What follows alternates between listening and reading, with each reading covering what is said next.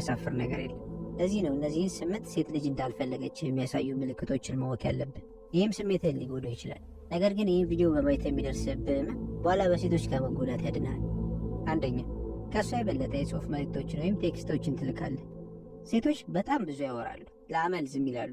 አንድ ወንድ ከሴት የበለጠ ማውራቱ ወይም የጽሁፍ መልእክቶችን መላኩ እጅግ በጣም የሴትነት ባህሪ ብቻ ሳይሆን በእሷ ዝርዝር ውስጥ በጣም ዝቅተኛ ቦታ እንዳለው ያሳያል።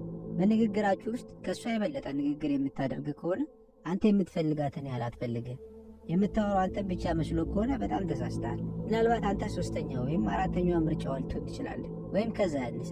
አንድ ነገር በእርግጠኝነት ማወቅ ያለብህ አብዛኛውን ቴክስት የምትልከው ወይም ለማናገር የምትሞክረው አንተ ከሆንክ ከእሷ ቁጥር 1 አማራጭ በጣም ርቀሃል። ሴቶች በትክክል ለሚፈልጓቸው ወንዶች ረጃጅም ቴክስቶችን ይልካሉ።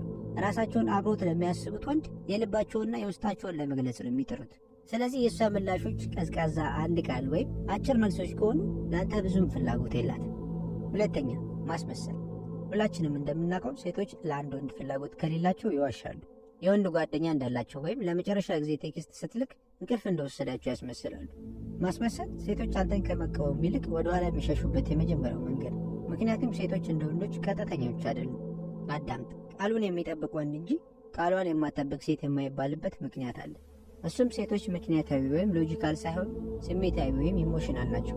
እናም አንዲት ሴት ለአንተ ፍላጎት ከሌላት በቀላሉ እንደተያዘች ታስመስላለች፣ ወይም ቢዚ እንደሆነች እና ፕሮግራሜን አይቼ ያሳውቃለሁ የሚሉ ነገሮችን ትነግራለች። ግን ይህን በተሳሳተ መንገድ እንዳትረዱት።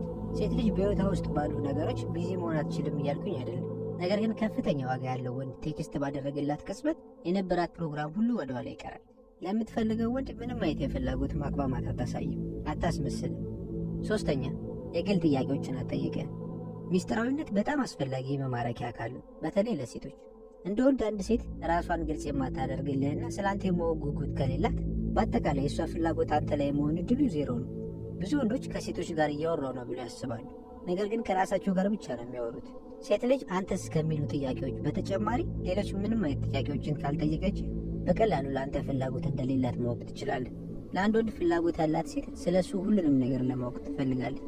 ማህበራዊ ገጾቹን ትመለከታለች፣ ጓደኞቿ ስለ እሱ መረጃ እንዲፈልጉ ታደርጋለች። ከዛም ከእሱ ጋር ስትገናኝ ስለ እሱ የበለጠ ለማወቅ የግል ጥያቄዎችን ትጠይቃለች። አራተኛ፣ ሀሳብ መለዋወጥ። በቀጠሮ ከአንተ ጋር ለመገናኘት ተስማምታ በኋላ ላይ ቀጠሯችሁን ሰርዛ ታውቃለች? ይሄ አንድ ጊዜ ከተፈጠረ ያለ ነገር ነው፣ ያጋጥማል፣ ህይወትም ይቀጥላል። ግን ከዛ በኋላ ይቅርታ ጠይቃለች ወይም እንደገና ቀጠሮ ለመያዝ ጥረት አድርጋለች? ያ ካልሆነ ሆን ብላ ቀጠሮውን ሰርዘዋለች። ምክንያቱም ፍላጎት የሌላት ሴት ጊዜ በመጥፋቱ ምንም ግድ የላትም። አምስተኛ፣ በአንተ ዙሪያ ስልኳ ላይ ነች። ከሴት ልጅ ጋር ሆነ ያለማቋረጥ በስልኳ ሀሳቧ ከተሰረቀ ወይም ስልኳ ላይ ከሆነች ለአንተ ፍላጎትና አክብሮት የላትም። በስልኳ ላይ ጠቃሚ ነገሮችን እየሰራች ነው ብለህ ካሰብ ተሳስተሃል። ምክንያቱም ለአንተ ፍላጎት ያላት ሴት ከአንተ ጋር ስትሆን ሙሉ ትኩረቷን ትሰጥሃለች።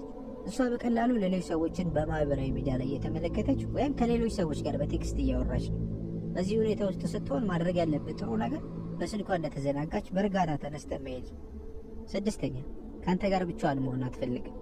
አብራችሁ አንድ ነገር ለማድረግ ስትሞክሩ ጓደኞቿን ለመቀላቀል በየጊዜው የምትሞክር ከሆነ ምናልባት እሷን መርሳትና መንገድን መቀጠል ይኖርብሃል። ምክንያቱም ሴቶች የእውነት ከሚፈልጉት ወንድ ጋር ብቻቸውን መሆን ላይ በጣም ጥሩዎች ናቸው። ለአንተ ፍላጎት ያላት ሴት ብቻ ሳትሆን ጓደኞቿም እንኳን ሳይቀሩ ሁለታችሁ ብቻቸው እንድትሆኑ ነው የሚጠሩት። ሰባተኛ፣ ለቀጠሮ ስትጠይቃት ደስተኛ አይደለች። አንድ ሴት ለአንተ ፍላጎት ካላትና ከአንተ ጋር ወደ ቀጠሮ መሄድ ከፈለገች በስተ መጨረሻ ስለጠይቃት በእርግጠኝነት ደስተኛ ትመስላለች። በአንጻሩ እሺ ወይም እምቢ ለማለት እርግጠኛ ካልሆነች ወይም በሌላ መንገድ ደስተኛ ካልመሰለች ምናልባት ውሳኔን እንደገና ማጤን ይኖርብሃል። አዳምጥ። ሴቶች በሚፈልጉት ወንድ ሲጠየቁ ያቺ ሞመንት ለእነሱ ሊሆኑ በሚችሉ አጓጊ ነገሮችና በፍቅር ስሜት የተሞላ አስደሳች ጊዜ ነው። ስለዚህ እርግጠኛ ካልመሰለች ወይም በማቅማማት ደስተኛ ሳትሆን እሺ ካለች እሺ ማለቷ ለትክክለኛው ምክንያት የመሆን እድሉ ጠባብ ነው። ምናልባት ከአንተ ጥቅም ማግኘት ትፈልጋለች ወይም እንዴት አይሆንም እንደምትል እርግጠኛ አይደለች። ስለዚህ ለጊዜው አብራ ትሆናለች፣ ግን በሁለቱም ሁኔታዎች ላይ ለወንዱ ጥሩ ውጤትን አያመጣም። ስምንተኛ፣ ግላዊ ቦታ ወይም ፐርሰናል ስፔስ። ሴቶች በሚወዱት ወንድ መነካት ይወዳሉ። በአንጻሩ ደግሞ ፍላጎታቸው ካልሆነ ወንድ ጋር አካላዊ ንክኪን የመሸሽ ልምድ አላቸው። በጣም እንዲጨንቃቸው ያደርጋል። እንዲህ ብለህ አስበው፣ ሁላችንም የማይታይ የራሳችን ገደብ አለ። አንድ ሰው ያን ያህል ካልወደድከው ወደ አንተ ግላዊ ቦታ እንዲገባ አትፈልግም። ምክንያቱም ምቾት እንዳይሰማ ሊያደርግህና አልፎ ተርፎ እንዳልተከበርክ እንዲሰማ ሊያደርግ ይችላል። አሁን አንድ ሴት የእውነት የምትወድ ከሆነ በእሷ ግላዊ ቦታ ውስጥ በመግባት አትጨነቅም። ግን ወደ እሷ ስትጠጋ ወደ ኋላ እየሸሸች እንደሆነ ካስተዋልክ ለአንተ ያላት ፍላጎት የመኖር እድሉ በጣም ጠባብ ነው። በዛን ጊዜ እሷ ፈገግ ብትል ወይም ተግባቢ ብትመስል ምንም ለውጥ የለውም። ምክንያቱም ተግባሯ ከፈገግታዋ በላይ ይናገራል። አንድ ሴት ስትወድህ ግላዊ ቦታዋን በማለፍ አትጨነቅም፣ እንደውም ያስደስታል።